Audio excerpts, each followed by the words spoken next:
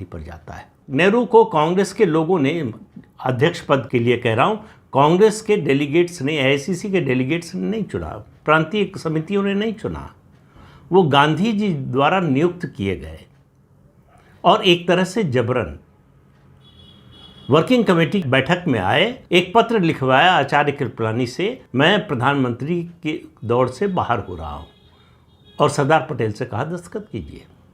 सरदार पटेल ने कर दिया और नेहरू के प्रधानमंत्री बनने का रास्ता साफ हो गया।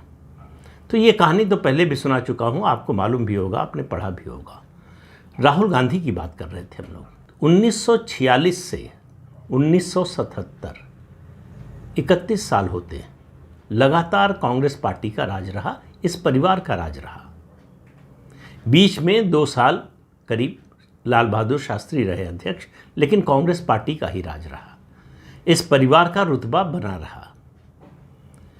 फिर उसके बाद 80 से 89 तक परिवार का राज रहा। पहले 80 से 84 दिसंबर तक इंदिरा गांधी प्रधानमंत्री रहीं, उसके बाद दिसंबर 1989 तक जो है राजीव गांधी प्रधानमंत्री रहे। उसके बाद वीपी सिंह की सरकार बनी, चंद्रशेखर की सरकार बनी, और फिर 91 में पीवी नरसिम्हा राव यानी कांग्रेस का प्रधानमंत्री बना। उसके बाद 2 साल और गुजरे जब देवगौड़ा और इंद्र कुमार गुजराल प्रधानमंत्री बने। फिर 1998 से 2004 तक अटल बिहारी वाजपेयी प्रधानमंत्री रहे।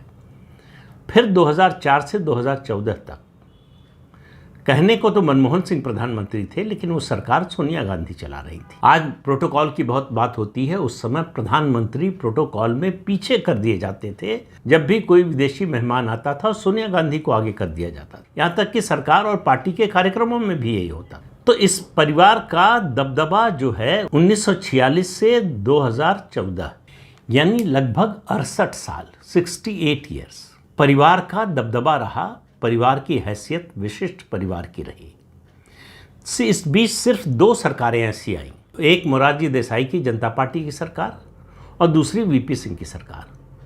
मोरारजी की सरकार लगभग 2.5 साल चली और वीपी सिंह की सरकार करीब 11 महीने या 1 साल मान लीजिए चली।